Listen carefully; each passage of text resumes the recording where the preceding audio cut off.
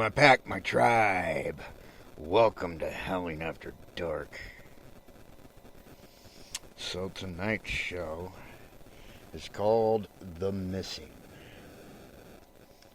So this episode tonight is about missing 411 cases. If you're not familiar with those, I highly suggest you look into a gentleman by the name of David Paulides.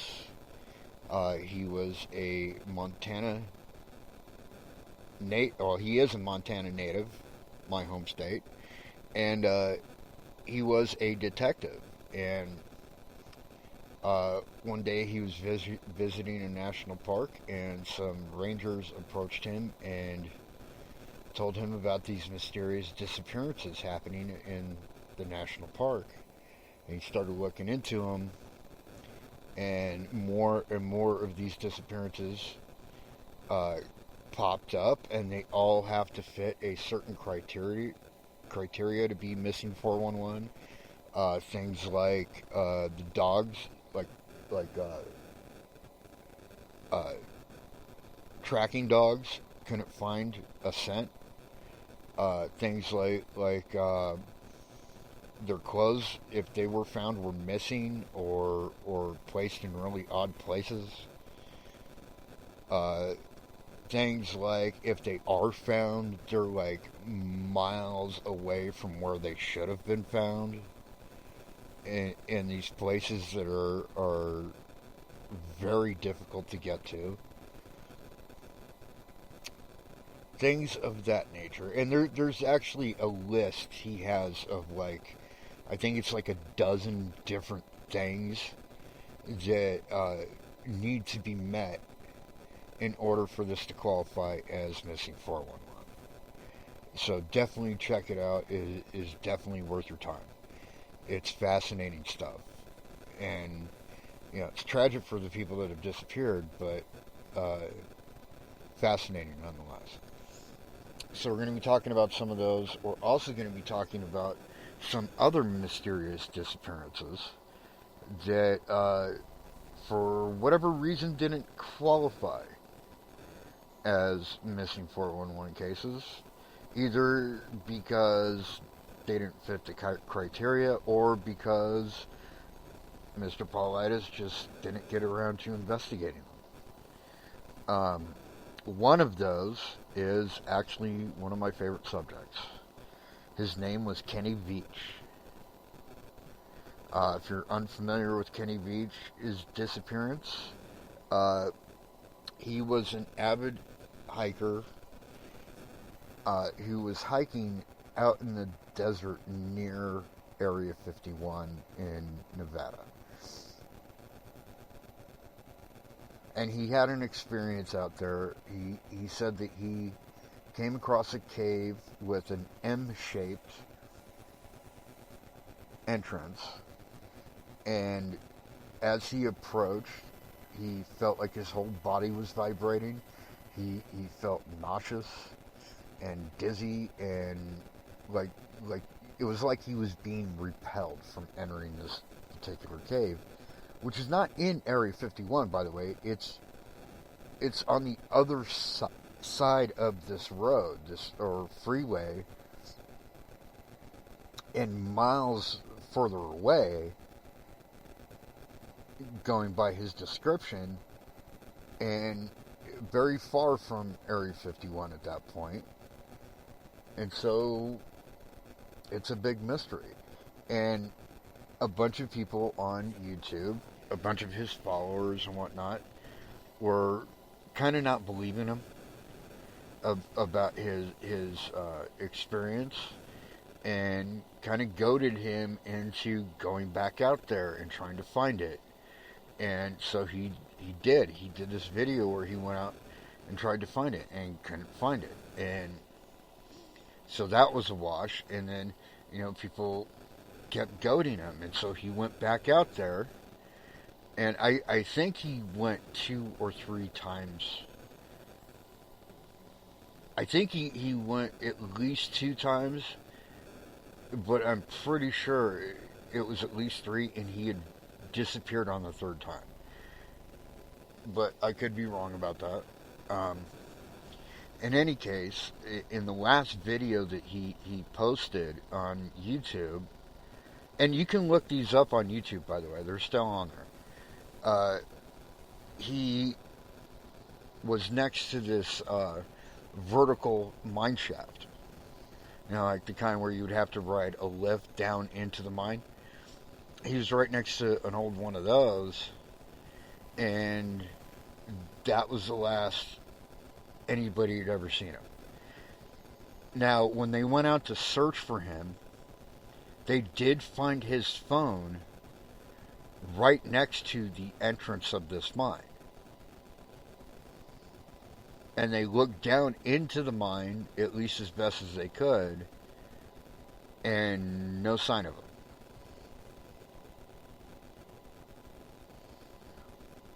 Somebody else, I mean, there's been several people going out there trying to find him, even now. And I believe he disappeared in like 2005. Oh, it's been that long. Yeah, it's been quite a while. And, of course, I could be mistaken about the date. I'd have to look it up because I'm horrible at dates. I'm on native time. What can I say? Anyways, either way, it's been a long time. And somebody else went out there looking for him. And they ended up, I think, like 3 miles or so away from where that mine shaft was. And in this little, like canyon up against this hillside, he found the remains of his camp. Like there was remains of the tent. It was pretty destroyed at that point. It had fallen to the elements and animals and whatever. And there was a sword, a katana sword, found, which he had presumably brought as protection. That was the last trace ever found of him. All we know is that somewhere in that part of the park, which is like basically like a valley with hills all around and stuff and plenty of caves, somewhere in that area is where he disappeared. Now, personally, I would love to go to Nevada and try and find him, but my approach might be just the thing that's needed to find him. Allow me to explain. Almost every single person that's gone out there looking for him, aside from the official search that I think lasted all of 2 weeks, but people even now are going out to look for him. But I think they're all making the same mistake. See, they're not looking for Kenny as much as they are looking for the M Cave. And that's not how you track. When you track something, you're tracking that thing, person, whatever, and you're going into the same environment that you know that they were in which case the last place he was seen was where this camp was discovered. So if I were there, I would go to where that camp is. I would take a look around and I would see what his challenges were and how he would have to overcome them. And then going from that, I would figure out where he most likely went next. And then when I figure out where he went, do the same process all over again. Try and figure out what his challenges were and where he probably went. And I would do that until hopefully I found it. But I haven't had the opportunity to do that. It's in another state at the moment. So it's on the back burner for now. And, with any luck, hopefully somebody finds him before then. I really hope that he's found. I hope his family gets closure.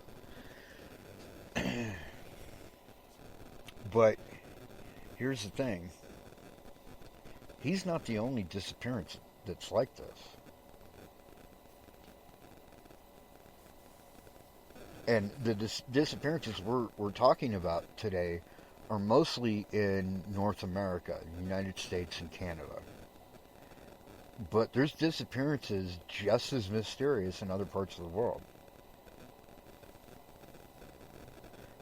I'm sure a lot of people have heard about the Dyatlov Pass incident in Russia, up in the Ural Mountains. The 9 professional hikers that died these weird deaths that have suddenly, as of last year, been written off as, oh, they died in an avalanche. Okay, Nimnut. Avalanche doesn't explain how some of these people were found in weird conditions, and even a few of them were radioactive.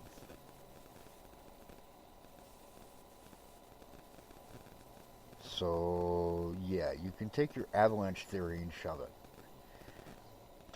But neither here nor there.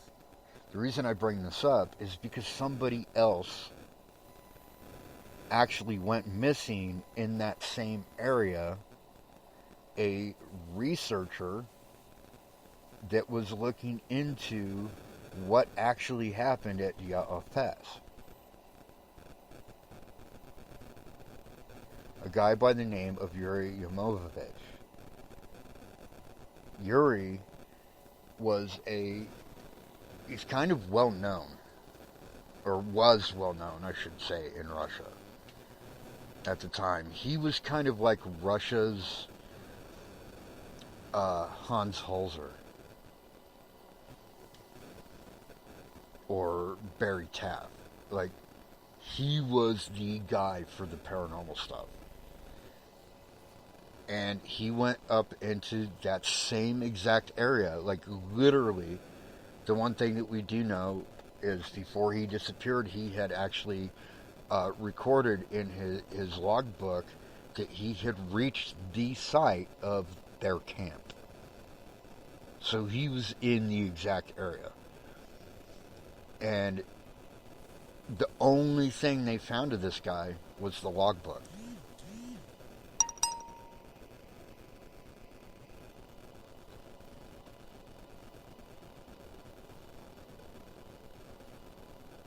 Now, there's all sorts of theories, and I could even spout a few, but nobody knows. It doesn't look like he was attacked. It doesn't look like he ran into an animal and was attacked by an animal. There's no trace of any damage done to him. It's just like he literally walked off the map.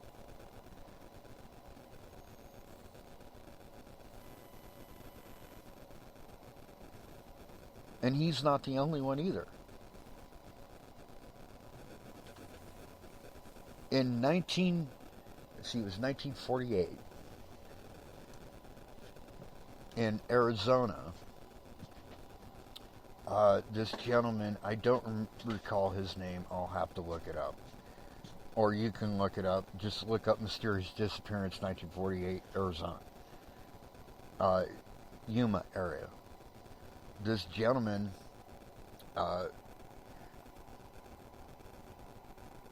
we don't really know why he was in the area he was in to begin with. It's not like he was camping. I mean, the guy was seen in a suit. So we don't really know what this guy's deal was. But he had the last place he was seen was next to this, like, abandoned house out in the middle of the desert, like, all by itself. And he just, poof, mysteriously disappeared. Well, fast forward to about 2006, and this guy by the name of Ryan Dwyer goes to this same exact place, to this abandoned house. he even videoed it. It was actually on YouTube. I don't know if it's still on there, but he actually videoed it and went through the whole house. Didn't find any trace of anything. Uh, aside from a bunch of stuff lying around like you would expect to see in an abandoned building. And he leaves. Like he goes back home. And then he decides to go back out there, probably like a week later, 5 days later, something like that. And he goes out there and goes back to the same exact location, and he's actually filming. And he's actually broadcasting live when this happens. He's broadcasting live, and it starts to like it's like the camera starts to glitch, like it starts to get fuzzy. You can't really see anything, and then all of a sudden it just stops, and he was never found. They found the camera, not to sound like some lost found footage movie like Blair Witch or something, but I mean literally that's what happened. They found his camera. They didn't find any trace of him. No footprints leaving the area, nothing. Like literally nothing.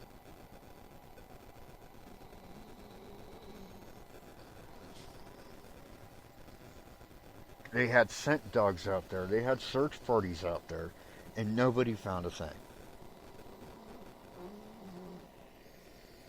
Alright, give me 1 second because I'm about to look something up.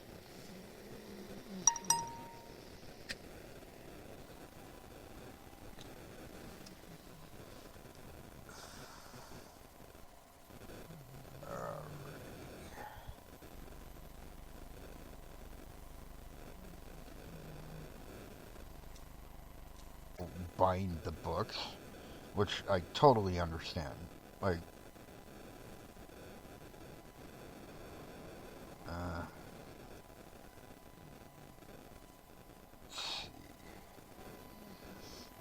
so most of what's out there is like YouTube videos and stuff.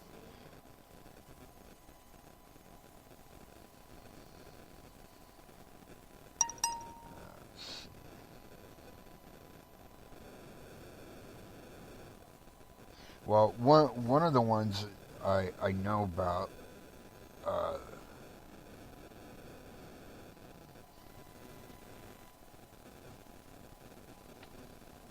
Here, I'm actually just gonna do it like this. I'm gonna play one of the videos and just show and let them speak for themselves.